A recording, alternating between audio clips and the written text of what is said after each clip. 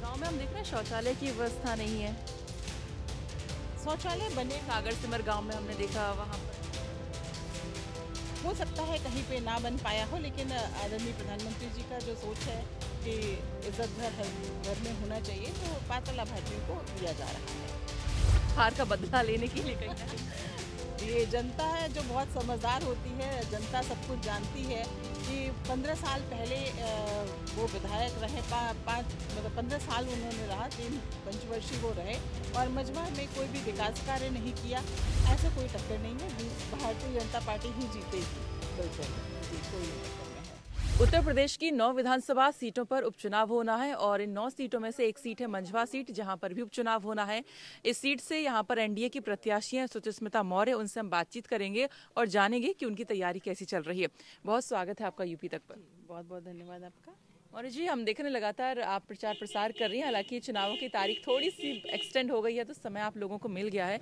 तो बताइए किस तरह से प्रचार प्रसार चल रहा है और कैसा जनता का रिस्पॉन्स आपको मिल रहा है।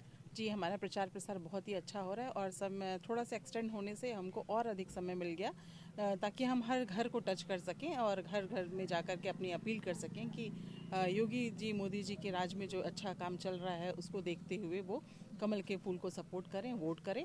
और हमारा प्रचार बहुत ही बढ़िया चल रहा है। विपक्ष का लगातार ये कहना है जो चुनाव की तारीख आगे बढ़ी है कि कहीं ना कहीं बीजेपी तैयार नहीं थी, इसलिए मतलब कहीं ना कहीं वो त्योहार फला फला का जो बहाना बनाया। आप इस पे क्या कहेंगी।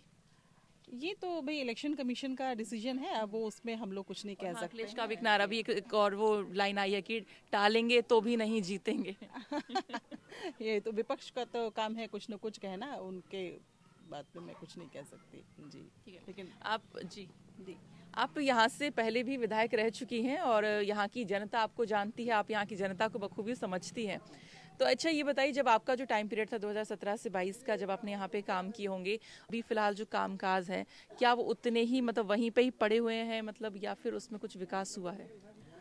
देखिए, फिर 2017 से 2022 तक मैं बीजेपी की कैंडिडेट होकर के मैंने मजमा का प्रतिनिधित्व किया था। फिर 22 में गठबंधन की सरकार आई, जिसमें कि निषाद पार्टी से डॉक्टर विनोद बिंद जी को टिकट मिला और उन्होंने 2.5 वर्षों तक मुझे लगता है कुछ काम किए हैं और 2.5 वर्षों बाद पुनः एक बार वो सांसद बन गए, इसलिए यहाँ पर उपचुनाव हो रहा है। और भारतीय जनता पार्टी ने मुझ पर विश्वास जताया है और मेरी जनता ने मुझ पर विश्वास जताया है, क्योंकि उन्होंने कहा कि मुझे कमल का ही फूल चाहिए है इस उपचुनाव में, मुझे निशान या कोई अन्य नहीं चाहिए है, गठबंधन की सीट पे नहीं जाना है हमें। तो मेरी मजमा की जनता पे मैं उनको धन्यवाद देती हूँ कि उनकी आवाज़ को मुहर लगी है और हम सभी लोग मिलकर के आगे इसमें बढ़ेंगे। पूछना चाह रही थी, वो जो 2.5 साल उन्होंने जो समय दिया, तो इस बीच जो आपके कुछ काम रह गए होंगे, तो क्या वो वहीं ठंडे बस्ते में पड़े रहे या उस पर उन्होंने कुछ काम किया है, आपने कुछ ऑब्जर्व किया होगा। जी, वो अपने तरीके से काम कर रहे थे। जो भी मेन जो बड़े मुद्दे थे इस विधानसभा क्षेत्र के, जब मैं 2017 में आई थी, तो जैसे कि बिलवन का पुल था एक जो बहुत ही ज्वलंत समस्या थी, क्योंकि बगल में एक रेलवे लाइन हुआ करती थी, उसी से लोग का आवागमन होता था और पटरी कम से कम 14-15 किलोमीटर दूर घूम करके लोगों को मुख्यालय आना होता था।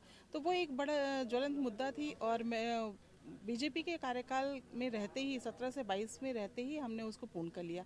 भटौली का पुल एक और बड़ी समस्या थी, क्योंकि मेरी विधानसभा गंगा के इस पार और गंगा के उस पार दोनों तरफ है, तो लोगों को औराई से घूम करके फिर वही 17 किलोमीटर का चक्कर लगा के आना पड़ता था। मेरी सरकार आने के बाद वह भी पुल हम लोगों ने तय समय पर 17 से 22 के बीच में ही उसको लोकार्पित कर दिया, वो बन गया। ऐसे तमाम बड़े जो मुद्दे थे, जैसे कि एक मुद्दा था यहाँ पर हमारे पहाड़ी क्षेत्र में एक भरपूरा रजवाहा हुआ करता था और बिरुहिया पिकअप बियर वो बिल्कुल भी क्षतिग्रस्त था, किसानों को कभी पानी नहीं मिला, 25 वर्षों से वो नहर चली नहीं थी। लेकिन भारतीय जनता पार्टी की सरकार आने से 17 से 22 के बीच में उस नहर को भी मैंने चलाने का प्रयास किया और वो नहर चल भी गई और हमारे किसान भाई खुशहाल हैं, कई एकड़ की सिंचाई हो रही है। और महिला डिग्री कॉलेज की मांग थी वहाँ पर कि बच्चियों को पढ़ने के लिए से यहाँ पे हम आप पहाड़ी ब्लॉक में बैठे हुए हैं, उमरिया अयोध्या में बैठे हुए हैं, या तो बेटियाँ हमारी जाएं वो चुनार की तरफ जाएं या फिर मिर्ज़ापुर आएँ। तो उच्च शिक्षा के लिए थोड़ा कमी थी, तो उसको भी मेरी सरकार ने पूरा किया और मोहनपुर पहाड़ी में एक महिला डिग्री कॉलेज बन करके तैयार हो गया। ऐसे अनेक विकास के कार्य 17 से 22 तक में किए गए और आदरणीय डॉक्टर विनोद बिंद जी भी आए, तो उन्होंने भी कुछ अपने इंटरलॉकिंग कार्य और जो भी विकास के कार्य किए होंगे। तो पहाड़ी ब्लॉक की बात कर रहे हैं तो पहाड़ी ब्लॉक के अंदर हम देख रहे हैं कि कई सारे गांव ऐसे हैं जहां पर इंटर कॉलेज नहीं है। बच्चियां मतलब है तो मतलब एक प्राइवेट स्कूल है जो इंटर तक है, लेकिन कोई राजकीय नहीं है। तो इस दिशा में कुछ शिक्षा को लेकर, बच्चियों की शिक्षा को लेकर कुछ काम हो पाएगा? हाँ बिल्कुल, मैंने कहा आपको कि 17 से 22 तक में मैंने यही बेटियों के पढ़ने के लिए ही राजकीय महिला डिग्री कॉलेज मैंने लाया। लेकिन अभी और भी विकास के कार्य बाकी हैं जिनको हम सभी मिलकर के, अगर जनता का आशीर्वाद और स्नेह मिलेगा, और निश्चित तौर पे मुझे लगता है कि भारतीय जनता पार्टी इतना अच्छा काम कर रही है, आदरणीय मोदी जी, योगी जी इतना अच्छा काम कर रहे हैं, और जनता को विश्वास है कि वो जो सपना है कि सबका साथ सबका विकास, उस पर चलते हुए हम सभी लोग आगे बढ़ेंगे। गांव में हम देख रहे हैं शौचालय की व्यवस्था नहीं है। शौचालय बने हुए सागर सिमर गांव में हमने देखा, वहां पर नहीं था। हो सकता है कहीं पे ना बन पाया हो, लेकिन आदरणीय प्रधानमंत्री जी का जो सोच है कि इज्जत घर हर घर में होना चाहिए, तो पात्र लाभार्थियों को दिया जा रहा है। आपकी जो ओपोनेंट है ज्योति बिंद, उनको कैसे देख रही हैं? क्योंकि उनके फादर पॉलिटिक्स में सांसद हालांकि अब बन गए हैं, यहाँ से विधायक भी वो रहे हैं। तो आपको लगता है कि मतलब उनके पिता का राजनीति में होना और यहीं से विधायक रहने का फायदा उनको मिल सकता है, या पिता की जीत के हार का बदला लेने के लिए कहीं ना कहीं?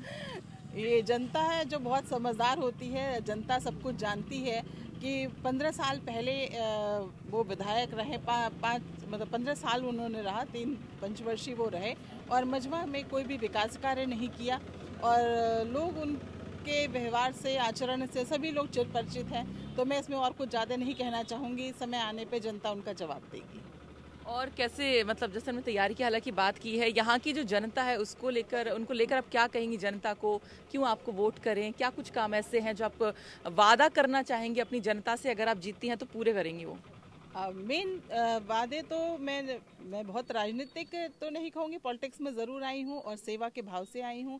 मैंने पहले भी मजमा की सेवा की है।